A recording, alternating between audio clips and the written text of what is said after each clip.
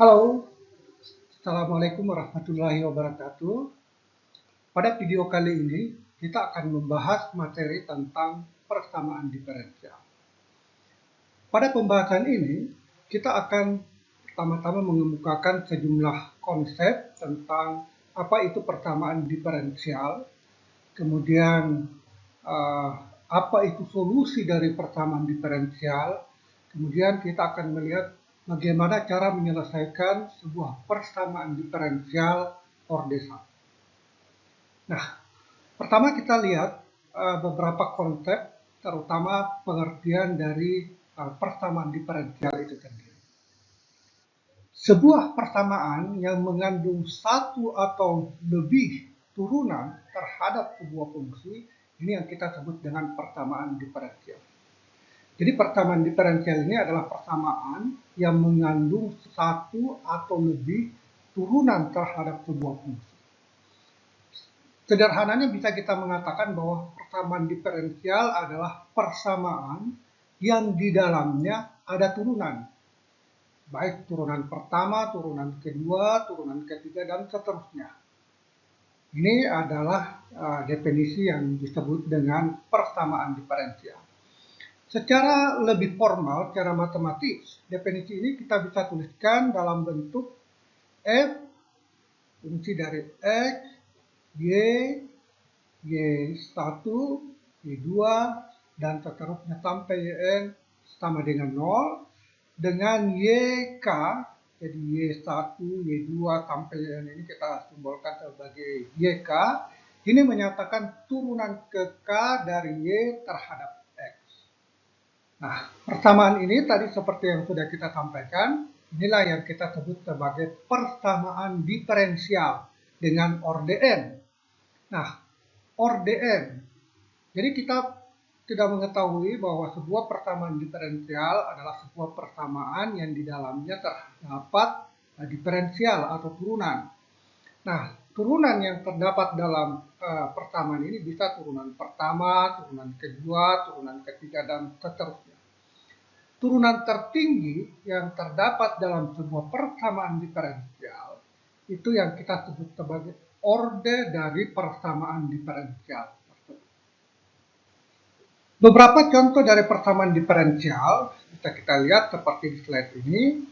Yang pertama ini adalah Y aksen. Ingat simbol aksen yang kita gunakan di sini maksudnya adalah turunan terhadap variabel bebas. Dalam hal ini kita anggap Y aksen ini sebagai turunan Y terhadap X. Karena secara tidak langsung sebenarnya di sini kita asumsikan bahwa Y ini adalah fungsi dari X. Jadi Y aksen tambah 2 sin X sama dengan 0. Ini adalah persamaan diferensial, karena dalam persamaan ini terdapat turunan, yaitu turunan Y. Nah, Y ini adalah fungsi dari X, sehingga Y aksen ini adalah turunan Y terhadap X, atau biasa ditulis dy dx. Kemudian contoh yang kedua ini d2y dx2, ini adalah turunan kedua Y terhadap X, ditambah dengan 3x dy dx, dikurangi 2y sama dengan 0. Ini juga adalah persamaan diferensial, karena di dalam persamaan ini terdapat turunan. Yang pertama suku ini, d2y dx2, ini adalah turunan y, turunan kedua. d2y dx2 turunan kedua. Kemudian ini juga adalah turunan y terhadap x. Ini adalah turunan pertama. Jadi dalam persamaan ini ada dua turunan kedua dan turunan pertama. Orde, tadi kita sudah singgung bahwa orde sebuah persamaan diferensial adalah turunan tertinggi yang terdapat di dalam persamaan tersebut. Nah, di persamaan kita ini kan turunan yang paling tinggi adalah turunan kedua. Berarti orde dari persamaan diferensial yang kedua ini adalah 2. Jadi orde ini adalah 2. Kemudian yang ketiga ini juga adalah persamaan diferensial. Ini d3y dx3 turunan ketiga, kemudian ditambah dy dx yang dipangkat 2-kan, kemudian dikurangi dengan e pangkat x sama dengan 0. Ini juga adalah sebuah persamaan diferensial dengan orde 3. Karena di sini turunan tertinggi dalam persamaan diferensial ini adalah turunan ketiga. Kemudian ini turunan pertama tetapi dia dipangkat duakan, kemudian E pangkat X ini adalah sebuah fungsi dari Y, bukan turunan. Nah, ini contoh dari apa yang kita maksudkan sebagai persamaan diferensial. Secara umum, secara sederhana, kita bisa mengatakan bahwa persamaan diferensial itu adalah persamaan yang di dalamnya terkandung sebuah diferensial atau turunan. Jika fx, jadi sebuah fungsi fx, kita substitusikan untuk y dalam persamaan diferensial, maka persamaan diferensial yang dihasilkan akan berupa identitas untuk semua x dalam interval tertentu. Maka fx ini disebut solusi dari persamaan diferensial tersebut. Jadi solusi dari sebuah persamaan diferensial adalah sebuah persamaan yang kalau kita substitusikan ke dalam persamaan diferensial itu akan diperoleh sebuah identitas. Itulah yang kita maksudkan solusi atau penyelesaian dari sebuah persamaan diferensial. Jadi kalau kita mau mencari solusi dari persamaan diferensial, itu berarti kita mencari sebuah fungsi yang kalau kita substitusikan fungsi tersebut ke dalam persamaan diferensial yang kita mau cari solusinya, maka kita akan mendapatkan sebuah identitas, sebuah kesamaan. Itulah yang dimaksudkan dengan solusi dari persamaan diferensial. Sebagai contoh, kita punya persamaan Y aksen tambah 2 sin X sama dengan 0. Ini adalah persamaan diferensial, orde 1. Persamaan diferensial karena Y aksen ini yang kita maksudkan Y aksen di sini adalah turunan atau diferensial dari Y terhadap fungsi, dalam hal ini adalah fungsi X. Ini Y aksen berarti turunan pertama Y terhadap X. Karena dalam persamaan kita ini ada turunan, berarti jelas ini adalah sebuah persamaan diferensial. Nah, bagaimana atau apa yang dimaksud dengan solusi dari persamaan diferensial kita ini? Solusi dari persamaan diferensial kita ini adalah kita harus mencari Y yang kalau kita substitusikan Y itu, maka kita akan dapatkan sebuah identitas. Atau kita akan mendapatkan bahwa persamaan ini sama dengan 0 seperti yang diberikan di sini. Nah, sebagai salah satu solusi, kita langsung ambil ya untuk menunjukkan apa yang dimaksudkan dengan solusi. Jadi solusi dari Y aksen tambah 2 sin X sama dengan 0 ini adalah fx sama dengan 2 cos X tambah 10. Ini adalah solusinya. Nanti sebentar kita akan melihat bagaimana caranya mencari bahwa solusi dari persamaan ini adalah fx sama dengan 2 cos X tambah 10. Nah, di sini kita ingin menekankan dulu atau memahami dulu apa yang dimaksudkan dengan solusi dari persamaan diferensial itu. Jadi solusi dari persamaan diferensial kita ini adalah fx sama dengan 2 cos X tambah 10. Nah, tadi yang dimaksudkan dengan solusi adalah kalau persamaan itu kita substitusikan ke dalam persamaan diferensial yang mau diselesaikan, maka kita akan mendapatkan sebuah identitas. Nah, coba karena ini adalah solusi dari persamaan diferensial ini, maka kita akan substitusikan ini ke dalam ke sini dan pasti kita akan mendapatkan sebuah identitas. Oke, kita substitusikan ini ke dalam ya, 2 cos X tambah 10. Kita substitusikan ke Y aksen tambah 2 sin X sama dengan 0. Ini kita akan dapatkan. Jadi, Y aksen tambah 2 sin X ini kita tuliskan kembali dulu. Jadi, Y aksen saya ganti simbolnya dengan F aksen X ya. Kemudian tambah 2 sin X. Nah, sekarang saya substitusikan ya. Jadi, ini kita masukkan sebenarnya Y aksen ini kan sama dengan fx aksen. Fx aksen itu berarti kita turunkan ini terhadap X. Nah, turunan dari 2 cos X tambah 10 itu kan kalau kita turunkan terhadap X hasilnya adalah min 2 sin X kan. Jadi min 2 sin X. Kemudian turunan dari 10 adalah 0. Jadi turunannya ini adalah min 2 sin X. Kalau kita substitusikan ke sini, kita dapat minus 2 sin X. Kemudian ditambah 2 sin X. Ini tetap tidak berubah, tambah 2 sin X.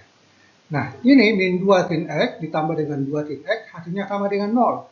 Sama dengan 0 seperti dengan yang ada di sini. Jadi itu yang kita maksudkan dengan identitas. Persamaan meminta kita untuk menghasilkan sebuah nilai yang sama dengan 0. Nah, setelah kita dapatkan solusinya, solusi ini kita substitusikan di sini, kita memang mendapatkan hasil yang sama dengan 0. Berarti itu yang kita maksudkan sebagai sebuah identitas. Jadi solusi dari semua persamaan diferensial adalah sebuah persamaan yang kalau kita substitusikan ke dalam persamaan diferensial tersebut, maka akan didapatkan sebuah identitas.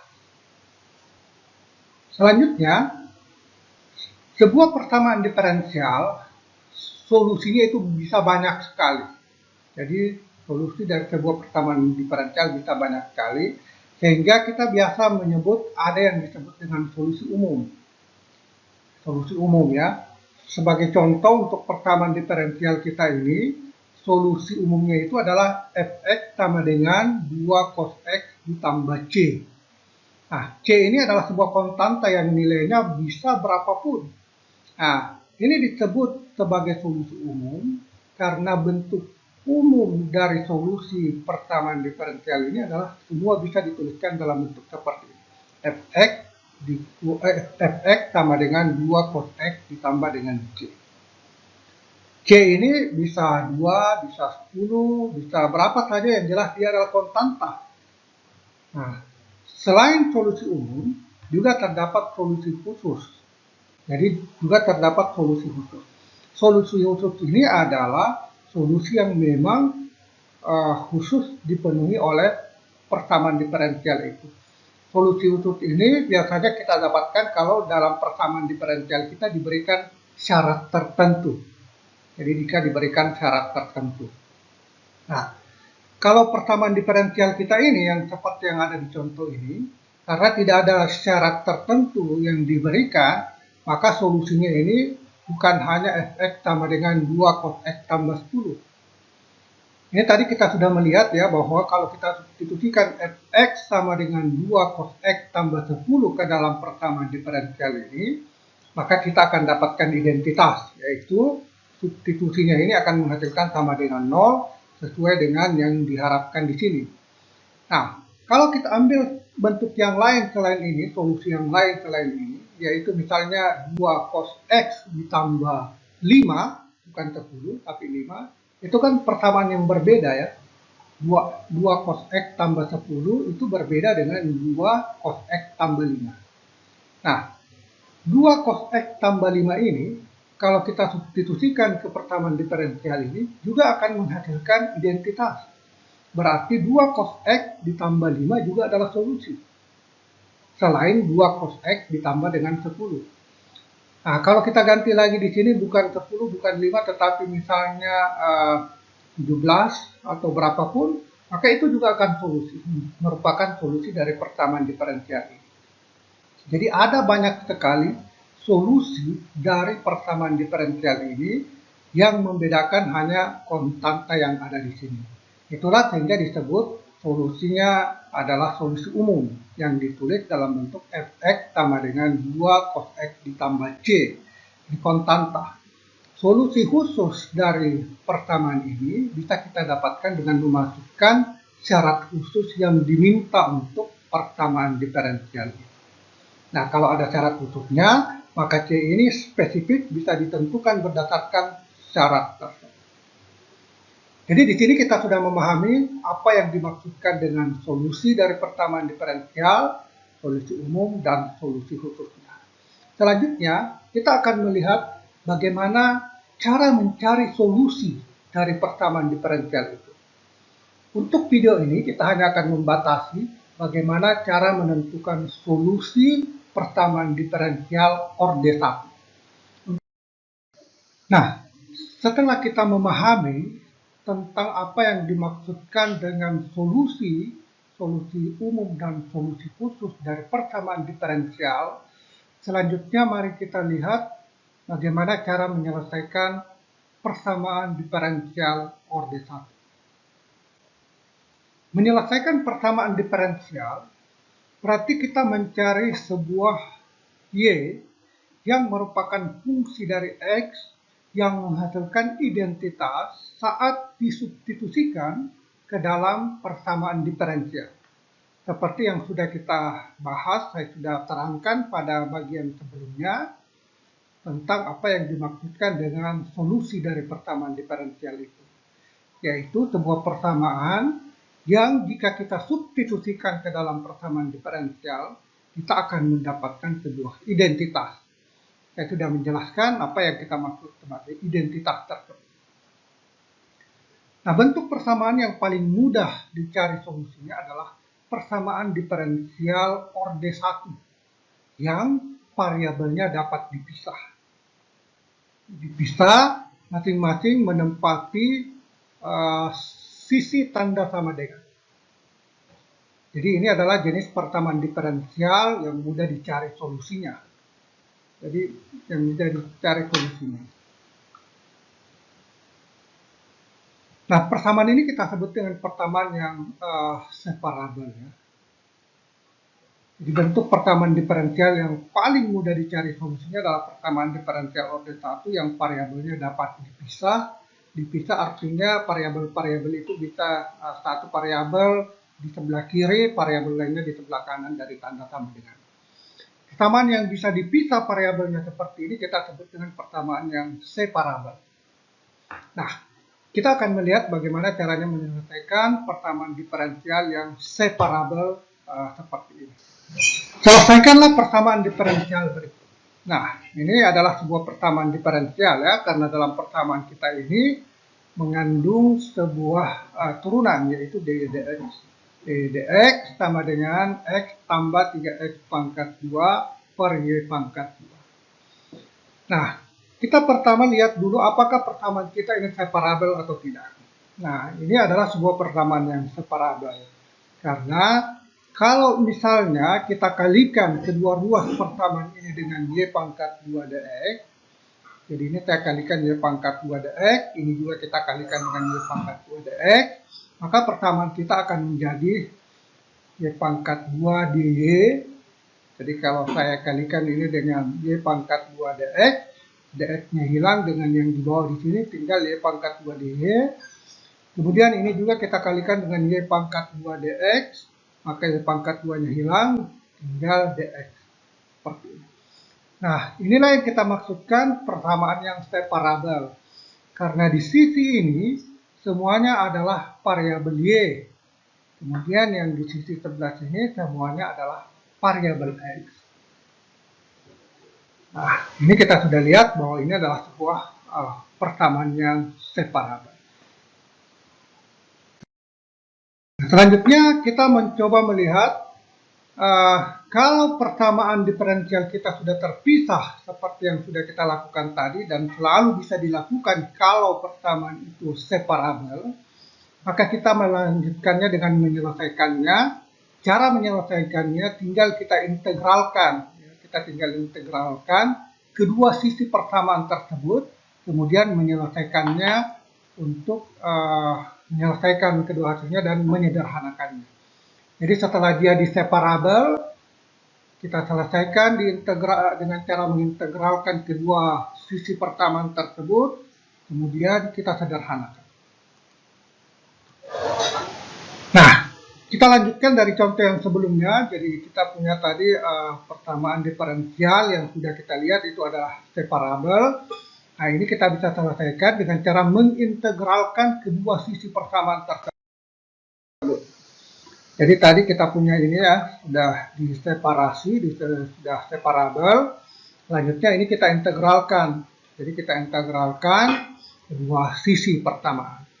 Jadi integral y pangkat 2 dy, di sini juga integral x tambah 3x pangkat 2 dx.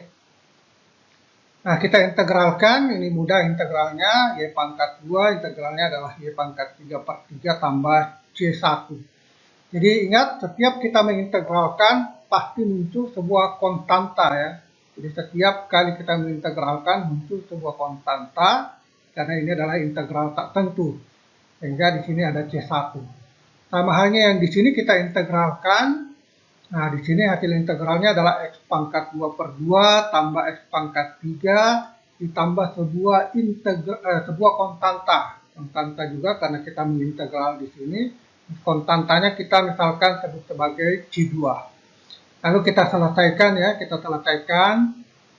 kita kalikan semua dengan 3, semua ruas kita kalikan dengan 3. Kemudian kita akan dapatkan Y pangkat 3 sama dengan 3X pangkat 2 per 2. Kemudian ini tadi kita kali 3X pangkat 3. Kemudian C pangkat 2 ini kita kalikan dengan 3 juga. 3C2. C2 ya. C2 kita kalikan dengan 3. C2. Kemudian ini juga C1 kita kalikan dengan 3. Kemudian kita pindahkan ke sini. Supaya bergabung sesama konstanta. Jadi 3C2 dikurangi 3C1.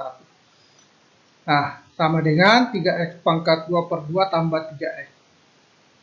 Nah, ini 3C2 dikurang 3C1, ini kan konstanta ya, bilangan konstan yang bisa kita misalkan dengan sebuah konstan, simbol konstanta yang lain C. Jadi simbol konstanta yang lain. Karena C2 konstanta, C1 juga konstanta.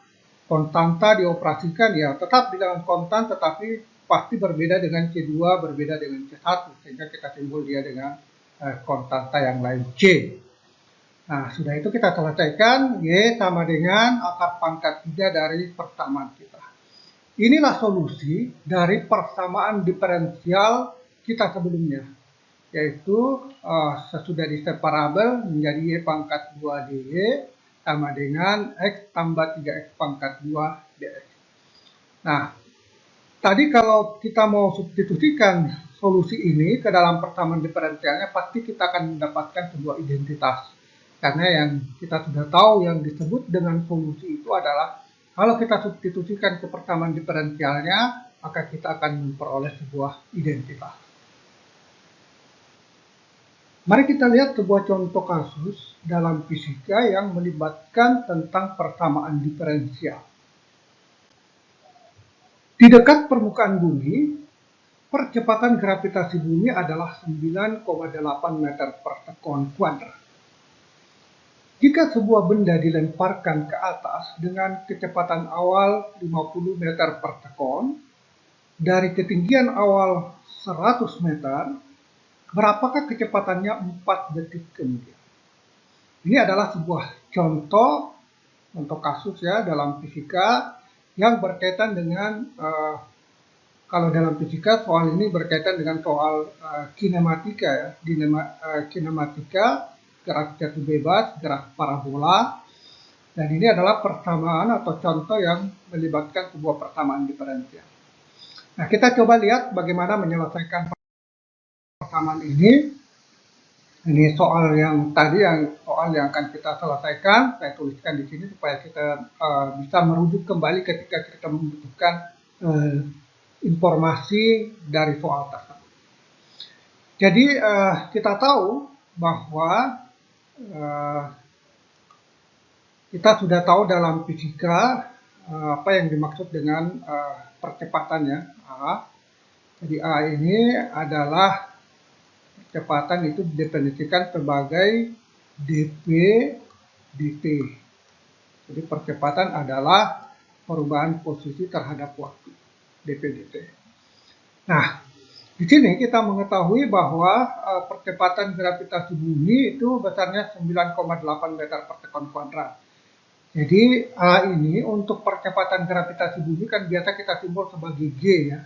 Jadi kita tidak menggunakan simbol A untuk menyatakan percepatan khusus untuk percepatan gravitasi bumi, tetapi kita menggunakan simbol G sama dengan dp dt.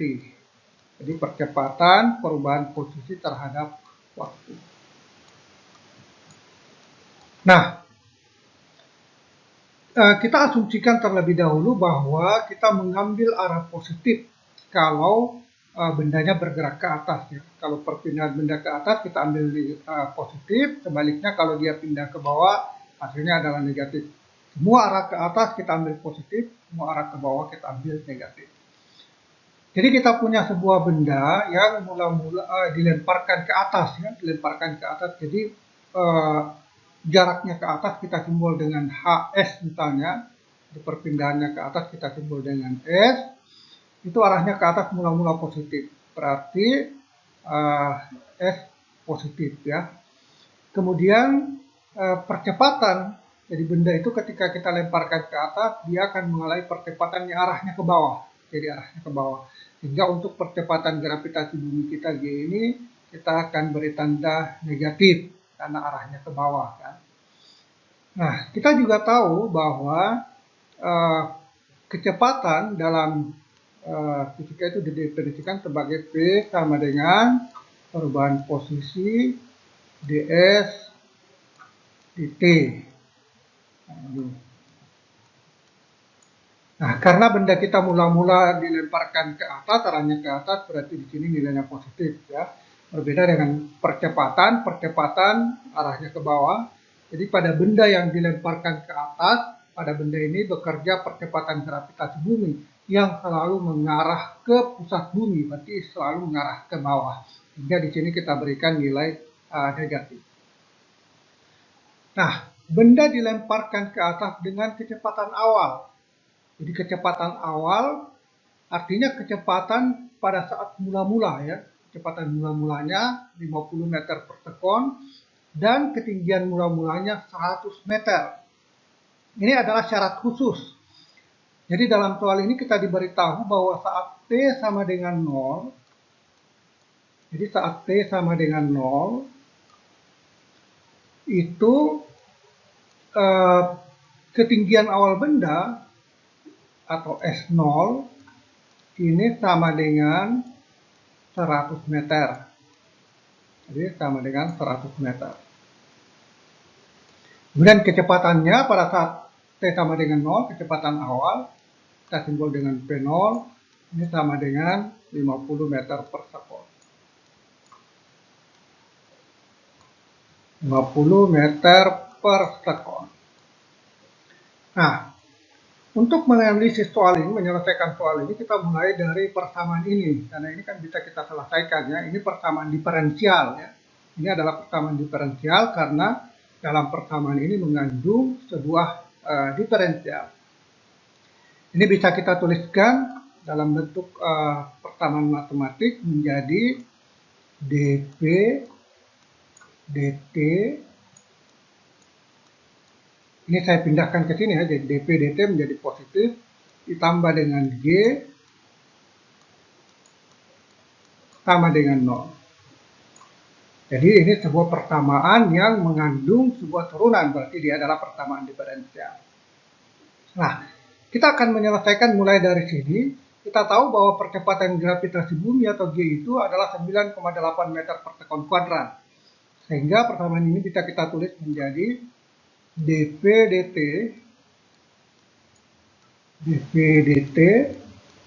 ini saya tulis dulu, negatif min sama dengan, ya, sama dengan min G percepatan gravitasi bumi sebesar 9,8 meter per sekon. Jadi 9,8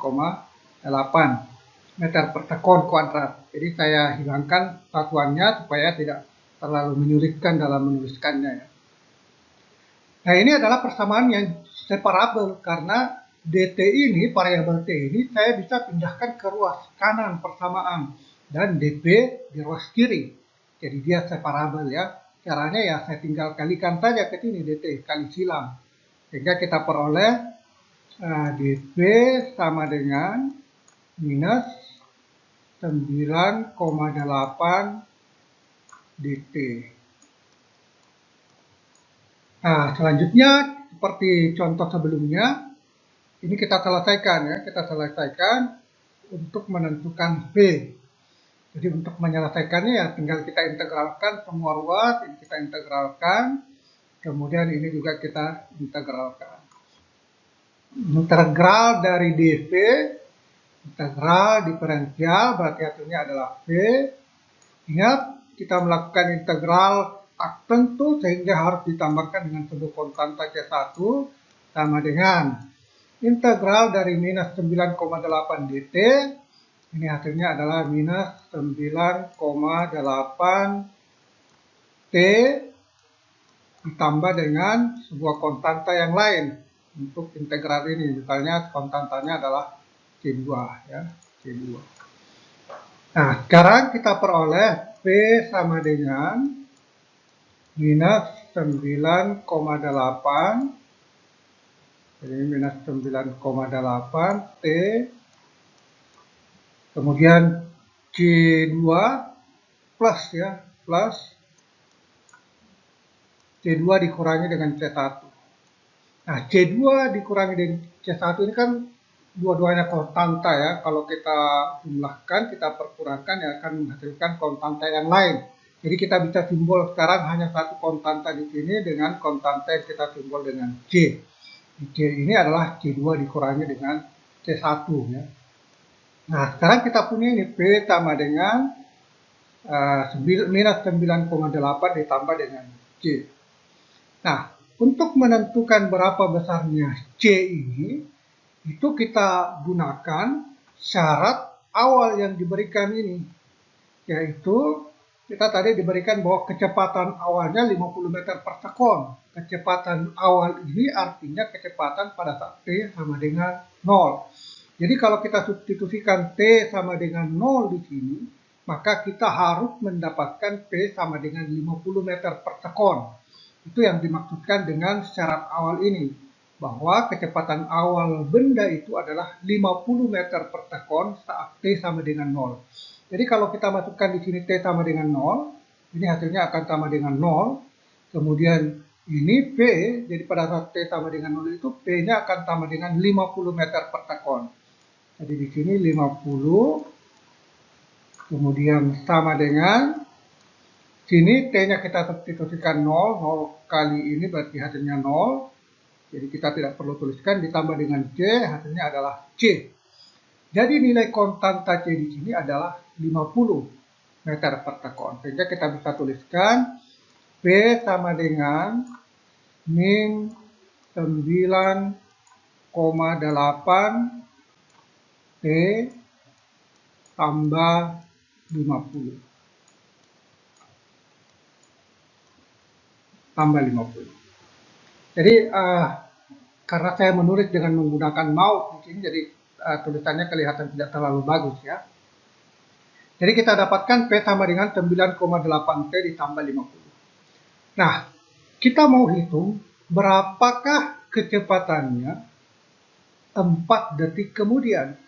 Jadi berapa kecepatannya 4 detik kemudian. Nah, berarti dari sini persamaan ini kita bisa hitung berapa besar kecepatannya pada saat 4 detik kemudian. Kita tinggal substitusikan T sama dengan 4. Jadi kalau kita substitusikan T sama dengan 4, kita bisa hitung P sama dengan berapa, gitu ya. Jadi kita sudah bisa menyelesaikan soal contoh kasus dalam fisika yang menggunakan persamaan diferensial di sini. Nah, saya kira itu untuk materi kita tentang penyelesaian persamaan diferensial orde 1. Terima kasih atas perhatian Anda. Kita akhiri, sampai jumpa pada video yang lain. Assalamualaikum warahmatullahi wabarakatuh.